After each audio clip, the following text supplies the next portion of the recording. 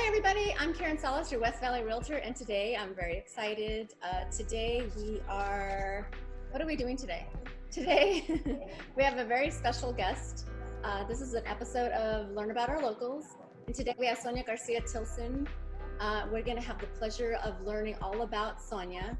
She's a funeral director at the Holy Cross Catholic Cemetery and Funeral Home, and she's just an amazing woman. She's absolutely found her calling in this business, and I'm thrilled for you to get to know her. Hi, Sonia. Hello, Karen. Thank you so much. That was a beautiful introduction. Thank you. I'm so glad you could join us today. Thank you for having me. Absolutely. Let's go ahead and dive right in. Tell us about your business. Well, as you mentioned, I'm a funeral director. I work at Holy Cross Funeral Home, and we try to make one of your worst days of your life a bit more bearable. Never better, because the death of a loved one there's nothing better about that. Right. So what we do is we take care of the families in need, and we take care of families before they pass away, while they have passed away, and then we also offer services for aftercare. And aftercare would be consoling. We have fathers that come down to our funeral home, and they offer free sessions of counseling for people who really feel like they need that guidance for strength. Excellent. I mean, it's such a different, you don't meet a lot of people that are funeral directors, right? So, I mean, How did you get involved in this business? It's funny that you're asking that. I was a licensed banker for 25 years. So I went from banking to funeral. Wow, a big, big change. I was the banker for two funeral home owners, Minky Funeral Home and Whitney and Murphy Funeral Home. And I was their banker. And they said, you need to go in the funeral business. And I thought to myself, I never would have thought, wow. So from there I said, okay. So I started doing the pre-arrangements with my life insurance license, and I help families pre-arrange the importance. So the family, when I have to be holding up signs, help me bury mom and dad, doing car washes. So from there, just education is all they need, because people have no problem in doing that. They just don't realize that they really do need it. So from there, I went 2 years to college, and I got my associate's degree in mortuary science, and that was the hardest thing I ever did at my age, having to go back to school. And I had children and grandchildren living with me, but I did it. It was the best thing ever, hardest thing ever. Yeah. But I'm very blessed that I did it. I am so glad that you did it too. Where are you from originally? I'm from San Diego. I'm a California girl. I came down here in 1980, California girl, 1980. And this is where I was blessed to meet you. And that was like a long, long time ago. Yes.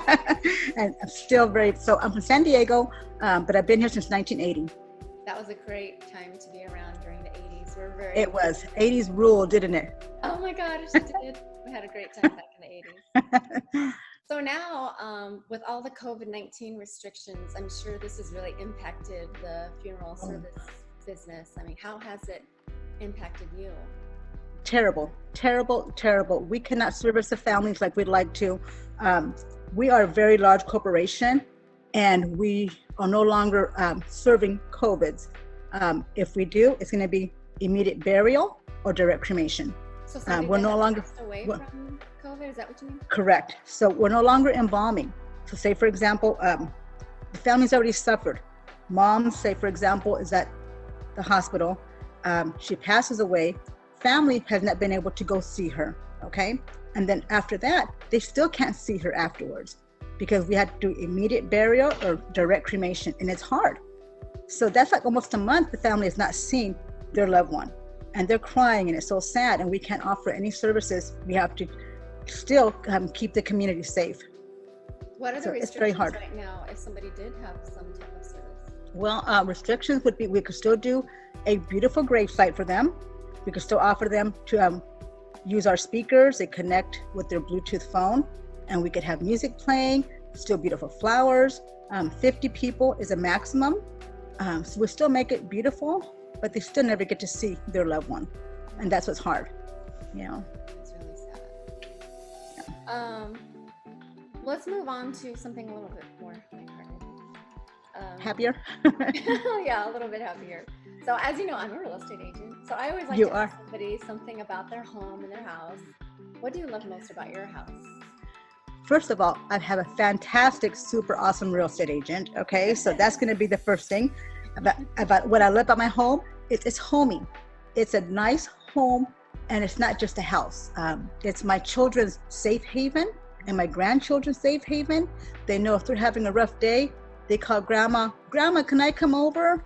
And so it's beautiful. All the parties are held here, the Thanksgivings, the Christmases, birthdays, everything. So I'm very blessed to have my home. Well, I mean, I'm so glad that you've been cheerful during this interview. I know when people think of funeral director, you know, it kind of takes you down a notch, but it's something I definitely need to talk to you about and plan for. And Absolutely. I've done that, but I know that I will, and anybody out there.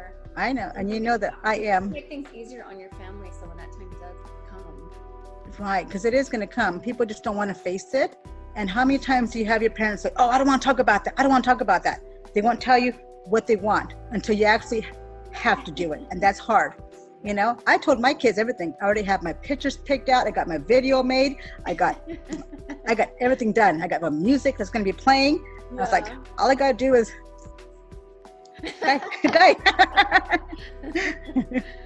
Okay, well, last question. It's a deep one. It's a deep question, so be ready. Uh-oh. But I think it aligns with the industry and kind of the whole topic here. So when you die, how do you want to be remembered? I want to be remembered as someone who went for her dreams, someone who did not quit, someone who kept going, someone who would not let anything stand in her way, someone who thought outside the box, because there's more than one way to skin the cat. And my Papa Wangi would always say that I was a cat with 9 lives, because no matter how bad things happened, I always jumped back in there and I did it, you know. I can attest to it. And that starts from high school. When I first had my first child, I was a junior in high school. My senior year, you remember, I was expecting again, and I still graduated with my class. And then from there, I just kept going. And I had great support, family and friends. And if it wasn't for your family and friends, you really don't exist. You have to want something and feel that passion. But when you have people backing you up, Karen, it makes your life so much easier, because life is hard out there, especially right now, coronavirus. We can't see each other. I mean, I can see you now, you know, but it's hard. It's hard. And it's like, if you don't have someone who's going to be there for you, to talk to text, it's a very lonely world out there. So just be a good person. You have to be a friend to have friends. Absolutely. Absolutely. Well, that's a great note to end on, Sonia, my dear, very dear friend, as if anybody listening would have figured that out by now. Quite a while. So thank you so much, Sonia, for joining us today. I know you're very busy, taking care of business and taking care of your family. So I appreciate your time. And I thank you so much, Ms. Karen. My pleasure. Have a blessed day. This concludes this episode of Learning About Our Locals. I'm Karen Salas, your West Valley Realtor, and if you know of a local business that should be featured here, please let me know about it. I would love to interview them as well. Take care, everyone. Bye-bye.